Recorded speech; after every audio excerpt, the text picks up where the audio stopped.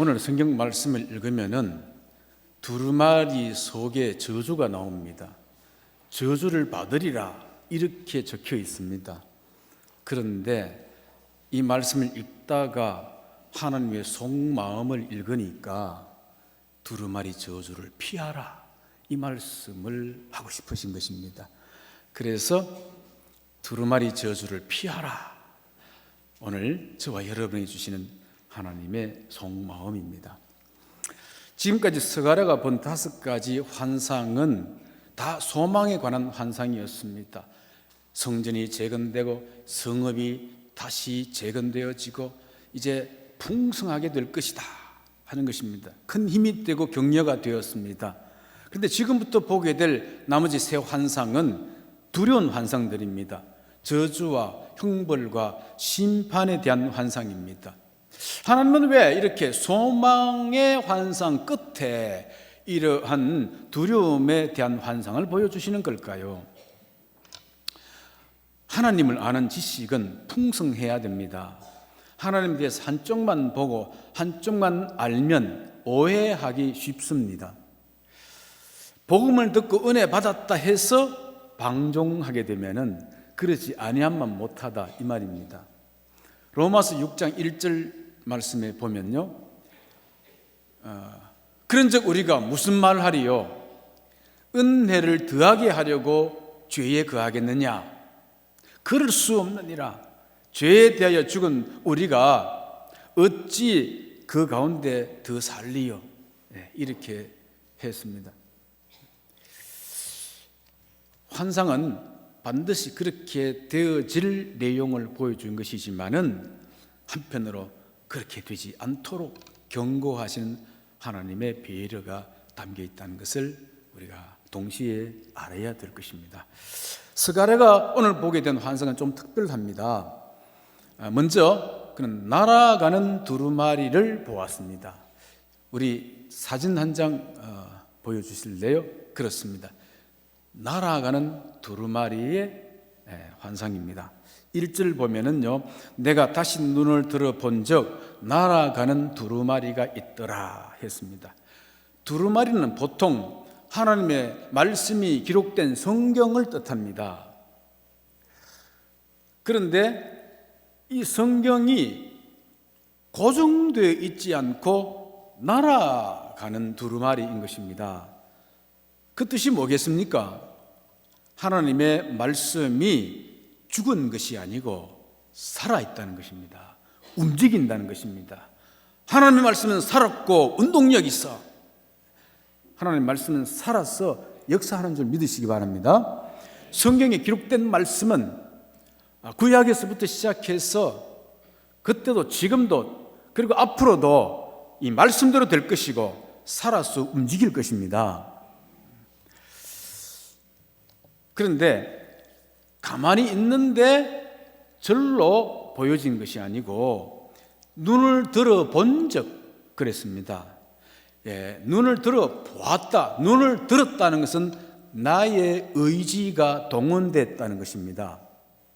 나의 경건의 노력이 동원되었다 하는 것입니다. 우리 이런 노력을 항상 해야 될 것입니다. 물론 내가 노력한다고 해서 하나님과 교통하게 되는 일이 일어난다든지 신비한 것들이 보인다든지 성령이 내게 임한다든지 피동적으로 내 노력에 따라서 그렇게 되는 것은 결코 아닙니다. 그것은 하나님의 전적 선택이고 주권이고 하나님의 결정인 것입니다. 그러나 분명한 것은 아무런 노력도 하지 않는 사람보다는 우리의 노력을, 불완전한 노력을 하나님은 외면하지 않는다 하는 사실인 것입니다. 그런 의미에서 우리는 늘 노력할 필요가 있는 것입니다. 우리의 노력은 무익하지만은 우리의 노력을 보시고 하나님의 주권적 은혜와 결정이 드러날 수도 있기 때문인 것입니다. 그런데 여러분, 자연을 통해서 하나님 계속 자신을 보여주지만은 그러나 보여준다 해서 그걸 다 볼 수 있는 사람이 없습니다. 다 못 봅니다. 누가 보느냐? 보려고 하는 사람이 보이는 것입니다. 보려고 하는 사람이 감시 하나 속에 수백 개, 수만 개의 감이 들어있는 게 보이는 것입니다. 보려고 하는 사람 속에, 풀립 속에 하나님의 섭리가 보이는 것이지요. 보려고 하는 사람에게 보이는 것입니다. 따라합시다. 주여, 내가 보기를 원하나이다. 네. 그래서 구하고 찾고 두드리면 열리게 되고 보여지게 될 줄로 믿습니다. 그러자 천사가 묻습니다. 네가 무엇을 보느냐? 2절 한번 보실까요? 같이 한번 읽어보겠습니다. 그가 내게 묻되 내가 무엇을 보느냐 하기로 내가 대답하되 날아가는 두루마리를 보나이다. 그 길이가 20규빗이요 너비가 10규빗이니이다. 아멘. 1절에서 분명히 내가 눈을 들어 본 적 날아가는 두루마리가 있더라 했습니다. 두루마리를 보았다는 것입니다. 그런데 천사가 네가 무엇을 보느냐고 또 묻는 겁니다. 그렇다면 이것은 물음이 좀 다르다는 것입니다. 이것은 그냥 모양을 말하는 것이 아니고 관찰의 물음인 것입니다. 네가 그걸 관찰해 보았느냐 이런 것입니다. 네가 보았지만 얼마나 자세히 보았느냐 이런 것입니다. 즉 어떤 두루마리는 어떤 두루마리를 보았으며 그래 두루마리 속에 기록된 것까지를 보았느냐 이런 것입니다.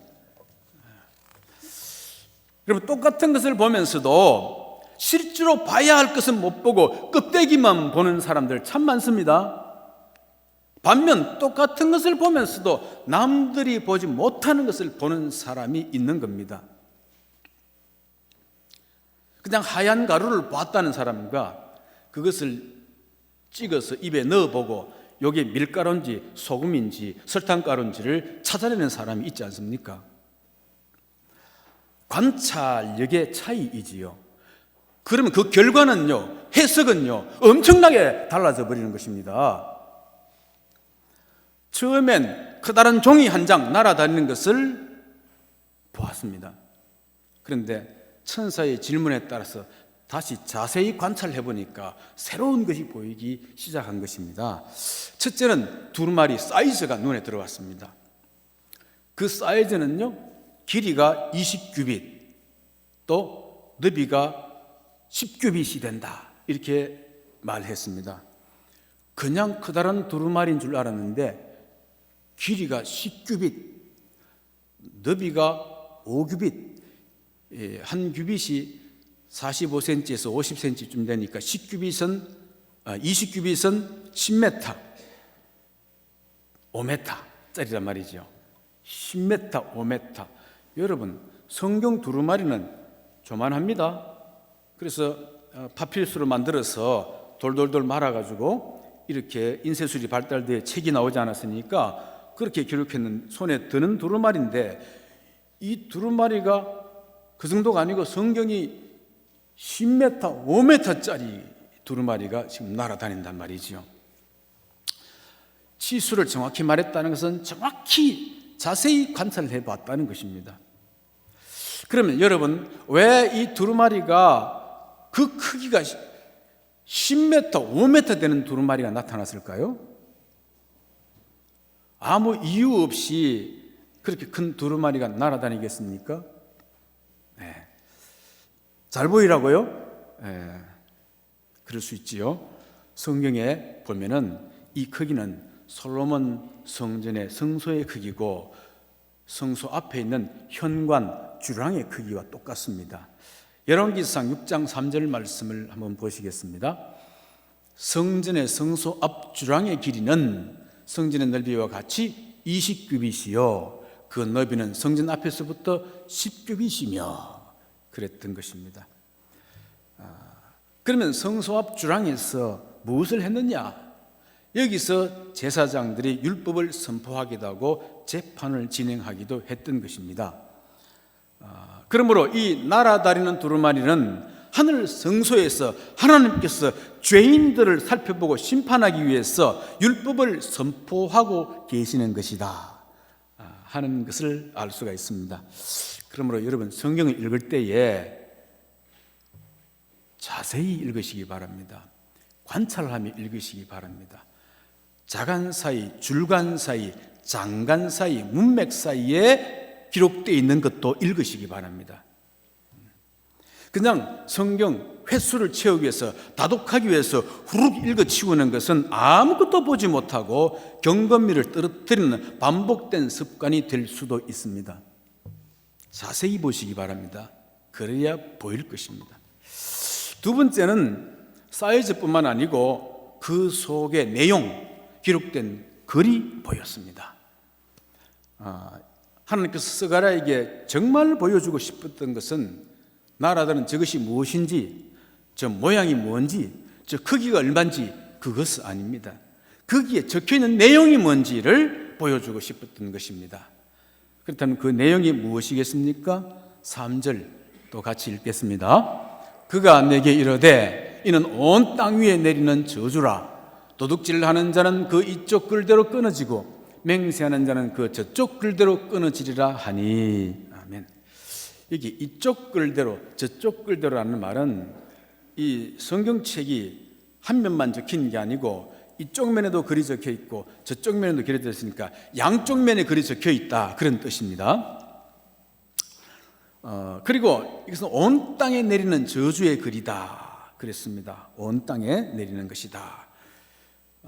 이스라엘만 아니고 온 땅, 이방 모든 민족들에게도 해당된다는 것이지요.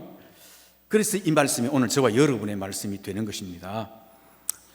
이제 스가랴 시대에 성전이 건축되어집니다. 재건되어집니다. 이 참 큰 공사이고 놀라운 공사입니다. 그런데 지금 보여지는 성전을 재건하는 것도 중요하지만 그보다 더 중요한 것은 이 성전 속에 담겨있는 실제 성전이 되시는 예수 그리스도를 모시게 될 내 안에 심령이 더러워지면은 그 복이 아니라 저주를 받게 될 것이다 라고 경고하시는 것입니다.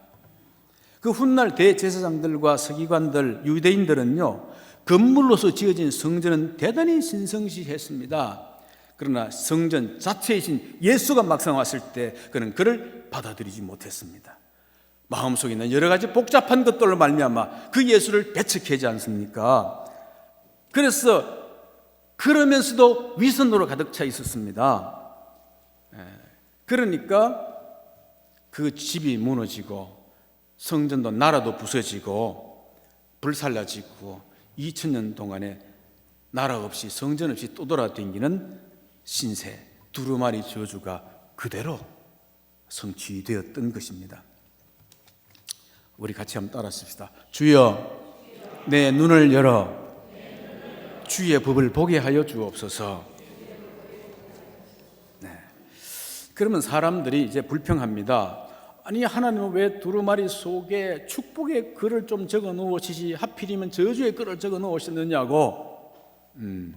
그것은 그렇게 투덜댈 이유가 없습니다. 왜냐? 축복의 말을 적어 놓았다 하더라도 그대로 행하지 않는 사람에게는 그 축복이 그에게 되지 않을 것이며, 저주의 말을 적어 놨다 하더라도 그대로 행하지 않는 사람에게는 그 저주가 되지 않을 것이기 때문입니다. 예를 들어서 한 쪽자에, 멋있는 쪽자에 청산가리를 먹으면 죽는다라는 것을 적어 주었습니다.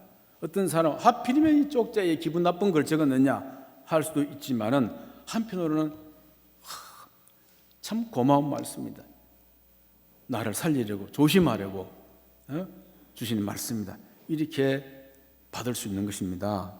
그러니까 하나님 말씀은 내가 어떻게 받느냐에 달려 있는 것입니다. 설교도 마찬가지입니다. 아무리 책망한다 하더라도 또 심판한다 하더라도 그걸 내가 어떻게 받느냐에 따라서 그 말씀은 축복이 되고 은혜가 되는 말씀이 되는 것입니다. 문제는 내 마음 바탕이 문제인 것입니다. 내 마음 바탕이 거칠고 삐딱해져 있으면 모든 것이 삐딱하게 되어지는 것입니다. 그러므로 여러분의 마음이 옥토와 같은 바탕이 되기를 예수님의 이름으로 축복합니다. 이러한 경고의 말씀, 저주의 말씀은 하나님이 실상은 이스라엘 백성들을 사랑하기 때문에 그렇게 되지 않기를 바라는 마음 때문에 주신 것이잖아요. 마음 바탕이 바로 되어 있으면 고마운 감사한 말씀이 되는 것입니다. 여러분, 성경책을 보면요, 어떤 분 신명기 28장의 1절부터 14절에 나오는 하나님 말씀을 순종하면 복을 받을 것이라는 내용이 나옵니다. 그지요? 그 성읍에서도 복을 받고 들에서도 복을 받고 광주리와 떡반죽거리도 복을 받고 내 몸의 소생과 소와 양떼도 복을 받고 들어와도 복을 받고 나가도 복을 받을 것이라는 말씀이 있습니다. 거기에 빨간 줄, 노란 줄, 파란 줄 막 끊어왔을 겁니다. 그런데 15절부터 그 나머지 끝절에는 저주의 말씀이 나옵니다. 이 말씀을 순종하지 않으면 저주를 받을 것이다 나옵니다. 그리고는 순종하지 않는 자에게는 성읍에서 저주받고 들에서도 저주를 받고 또 광주리와 떡반죽거리에서 저주를 받고 내 몸의 소생이 소와 양떼가 저주를 받고 들어도 나가도 저주를 받을 것이니라 적혀 있습니다. 여러분 거기에는 줄 끊어온 사람 한 사람도 없을 겁니다. 그죠? 앞에는 줄을 새까맣게 끊어놓고 저는 저주를 순종하지 않으면 저주를 받을 것이다. 그 줄 끊었습니다. 줄 끊어놓고 왜냐? 순종하면 복을 받을 것이라는 말씀이나 순종하지 않으면 저주를 받을 것이라는 말씀이나 같은 말씀입니다. 같은 말씀. 그렇지 않습니까? 그런데 자기 마음에 드는 것만 줄 거예요. 자기 마음에 드는 것만 내 말씀이라 생각하는 거야. 이거 하나님 반쪽만 아는 것입니다. 여기 우리 수준인 것입니다. 그렇지 않습니까? 이제 가서 줄을 안 껐던 지역 그거 줄 끊고 외우시기 바랍니다. 이렇게 외우세요. 신명기 28장 21절 22절 이렇게 읽어보시면요, 거기에 순종하지 않는 자에게 내가 연병을 보낼 것이다. 전염병입니다. 그리고 22절에 보면은 폐병을 보낼 것이다. 요새 우한 폐렴이 유행하잖아. 폐병을 보낼 것이다 이렇게 되어 있어요. 발열이 열이 날 것이다 되어 있습니다. 거기에 잘 읽어보세요. 하나님 말씀은 전에도 있었고 현재도 있고 앞으로도 있을 것이고 영원토록 변함없는 동일한 말씀이 되는 것입니다. 그래서 순종하지 않는 자에게 재앙이 일어나리라 되어 있습니다. 이런 말씀을 줄 끊어놓고 외워야 되는 것이지요. 암송해야 되는 것이지요. 그렇습니다. 내 마음에 드는 하나님이 아니고 하나님의 마음에 드는 내가 되어야 되는 것입니다. 아들이 내 마음에 드는 아들 되는 것도 좋지만 하나님의 마음에 드는 아들 되어야 되고, 이 교회가 내 마음에 드는 교회가 아니고 하나님 마음에 드는 교회가 되는 것이고, 하나님께서 다윗에게 너는 내 마음에 합한 자라 하지 않았습니까? 하나님 마음에 쏙 드는 여러분 되시기를 주님의 이름으로 축원합니다. 자, 그러면 끊어진다 했는데 어떻게 끊어진단 말인가? 4절 말씀을 또 보시겠습니다. 큰 소리로 함께 읽겠습니다. 만군의 여호와께서 이르시되 내가 이것을 보냈나니 도둑의 집에도 들어가며 내 이름을 가리켜 망령되이 맹세하는 자의 집에도 들어가서 그의 집에 머무르며 그 집을 나무와 돌과 아울러 사리리라 하셨느니라 하니라. 이 저주의 말씀이 도둑이 집에 들어가고 거기 머물면서 돌과 집을 다 사르리라 이렇게 말씀하셨습니다. 이 두루마리 저주는 온 땅에 내리는 저주라 했으니 그 당시대 이스라엘 백성 그 이후 시대에 뿐만 아니라 모든 시대에 모든 백성 민족들에게 임할 말씀이니까 저와 여러분에게 오늘 주시는 말씀이 되는 것입니다. 먼저 도둑질한 자에 대한 저주입니다. 이것은 십계명 중에 사람을 해치는 자에 대한 범죄의 대표성을 말하는 것입니다. 도둑질하면은 물건을 훔치는 것만 생각하지만은 살인은 사람의 생명을 훔치는 것입니다. 간음은 남의 성을 훔치는 것이다 말이지요. 그러니까 큰 의미에서 다 도둑질에 해당되는 것입니다. 도둑질은 물건을 해쳐서 남의 재산을 파괴하는 것이죠. 해치는 것이지요. 그러니까 사람을 해치는 것의 대표성인 죄라고 할 수가 있겠습니다. 도둑질은 남의 물건을 슬쩍슬쩍 내가 가져가는 것도 도둑질이라고 하지만은, 그러나 그 다음 장에 나오는 에바의 환상을 계속 읽어보면은 사회 구조적 도둑질이라는 것을 또 알 수가 있습니다. 곡식을 대는 상인들이 저울을 속이면서 이윤을 남기는 것, 이게 도둑질이 되는 것입니다. 여러분, 정말 어려워서 힘들어서 당장 사람을 살려야 되는데 돈이 필요한 겁니다. 그러니까 절대 팔아서는 안 되는 소를 갖다가 잡히는 겁니다. 전당 잡히고 그 가격을 쳐달라는데 약점을 알고 정상가를 안 쳐주는 것이에요. 10분의 1밖에 안 주는 겁니다. 그런데도 눈물을 머금고 바꿔와야 되는 이 사람을 향해서 그 전당포 주인은 도둑질한 사람이라고 말하는 것입니다. 그런데도요, 공무원들, 오피셜 매니저들이 눈 감고 아무 말 하지 않아요. 외면하는 겁니다. 만년되어 있으니까요. 그게 다 남겨서 또 들어오는 곳이 있거든요. 그런데 종교 지도자들도 아무 말도 하지 않는 겁니다. 왜 그렇습니까? 교회 안에 사업가들, 장사하는 사람들, 이런 사람들이 다른 사람들보다 헌금을 많이 하는데 당신들 주일 똑바로 주일 성수하세요 라고 하면은 기분 나빠, 이 교회 안 나와. 그러면 헌금 떨어질까 봐 그 말을 똑바로 못하는 거예요. 예.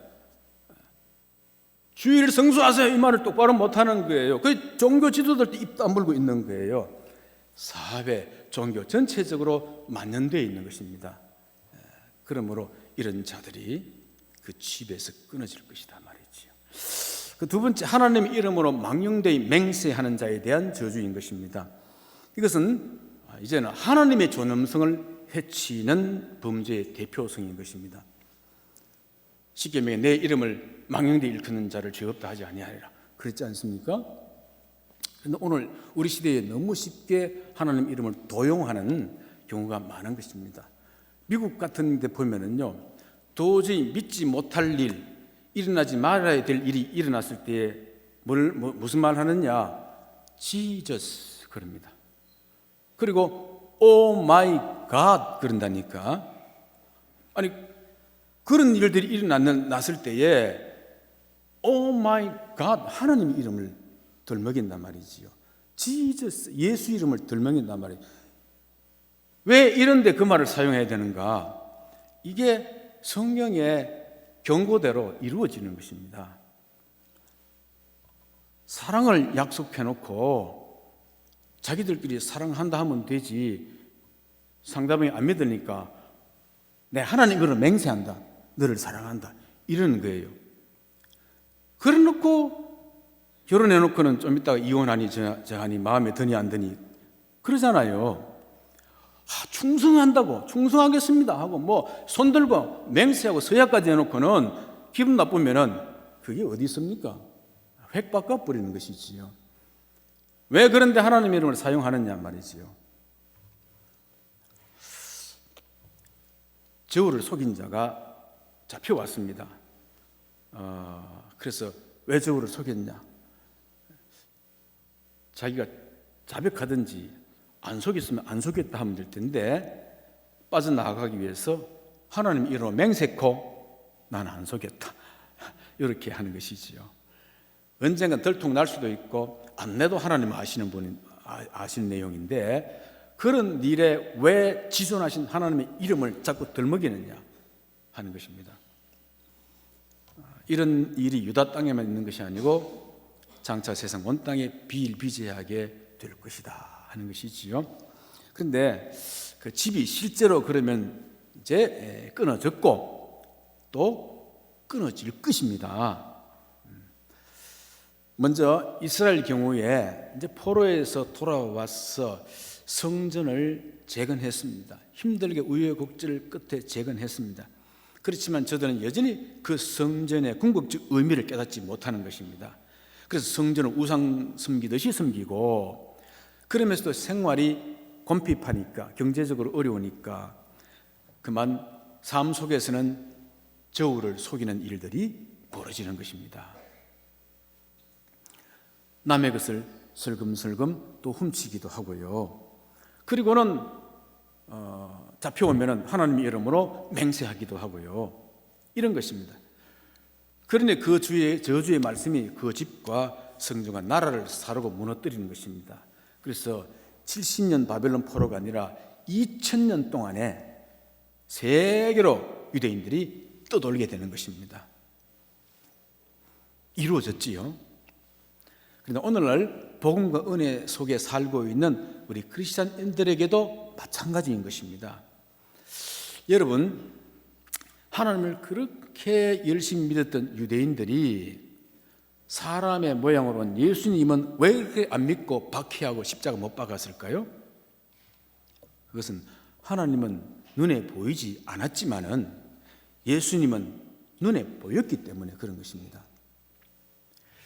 갈릴리 총동네 출신 예수,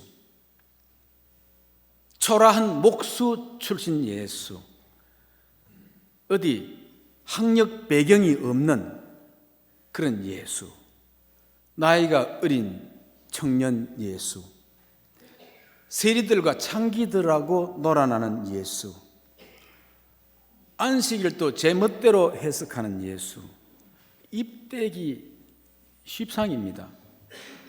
보니까 문제투성이에요. 자기 수준에서는 주님이 하시는 말씀이 이해가 되지 않는다고 배척하는 겁니다. 주님 말씀하십니다. 너희가 지키는 율법을 지켜서 구원받는 게 아니고 나를 믿어야 구원받는다. 어떻게 되겠습니까? 그 사람들이. 나는 너희들이 믿는 그 하나님하고 나하고 하나니라. 내가 안식일의 주인이다. 그 유대인들은 아브라함을 그저 믿음의 조상으로 대단히 명예를 가지고 자존심을 가지고 높이고 있는데 주님 말씀하십니다. 그 아브라함은 내 올 때를 바라고 즐거워하다가 죽었고 나는 아브라함이 나기 전부터 내가 있었느니라. 아니, 눈앞에 사람의 모습으로 온 예수님이 그렇게 말씀하는 겁니다. 여러분, 저와 여러분이 그 당시에 유대인들하고 같이 있었는데 예수님이 그렇게 말하면 여러분 아멘 하고 믿었겠습니까? 믿는다는 그 말을 따르고 순종하는 것인데 여러분 그거 따랐겠습니까? 정신병자 취급하지 않았겠습니까? 그러니까 여러분, 예수님이 보이지 않는 것이, 우리 눈에 보이지 않는 것이 축복인 줄로 아시기 바랍니다. 예수님 사람의 모습 보였다면요, 믿을 사람 하나라도 있겠는지 모르겠습니다. 그러니까 바리새인들, 서기관들, 제사장들, 예수님은 그들을 막 나무라셨지만 우리는 나무라지 마십시오. 그렇게 나무랄 자격 없습니다. 왜냐? 나도 그랬을 것이기 때문인 것입니다. 그러니까 우리 눈에 예수님이 보이지 않으니까 믿지. 외모도 초라하고 학벌도 없고 화장실도 줄 서가 기다리는 예수님이 하나님이라고 우리 눈에 보인다면 아무도 안 믿을 것입니다. 의인은 없나니 하나도 없도다. 모든 사람이 죄를 범하였도다.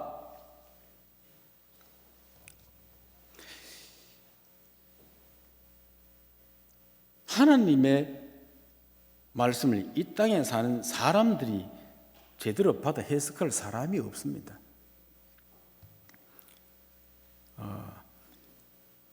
해석이 되는 글들이 있고 철학과 같이 해석하기 어려운 글들이 있고 해석해서는 안 되는 글이 하나님의 말씀이고 성경입니다. 우리는 해석해서 안 돼요.